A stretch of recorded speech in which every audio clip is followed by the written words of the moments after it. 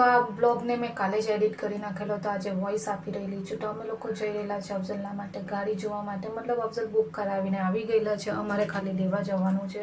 તો અફઝલ અમને ઘરે લેવા આવેલા હતા, પછી અમે લોકો નીકળી ગયા. આવીને બધી ગાડી વગેરે જોઈ તો અફઝલે તો ફાઇનલ કરી જ રાખેલી હતી. અફઝલે કીધું તારા માટે પણ કંઈ જોઈ લેતો, પણ મને આ પર્સનલી અફઝલ માટે બહુ સરસ લાગી રહી હતી.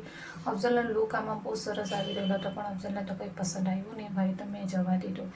પછી આ લોકો બહાર નીકળી ગયા. એમાં મેં ઓફિસમાં બેસીને ટાઈમપાસ કરી રહેલી હતી. એટલી વારમાં ભાઈ મેં આ ગાડીને પાછું જોયું તો આનો લુક વાકઈ મને બહુ સરસ લાગી રહેલી હતી. તમે લોકો બધા કમેન્ટમાં જરૂર બતાવજો કે આ ગાડી તમને કેવી લાગી રહેલી છે.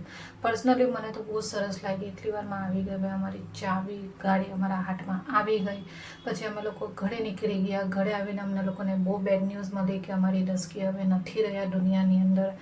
પછી આજે વોલપેપર એવું મીશો પરથી આવેલા હતા, તે મેં 2 દિવસથી મૂકી રાખેલા હતા. તો ફાઇનલી આજે મેં એને લગાવીને કામ કમ્પ્લીટ કરી નાખ્યું.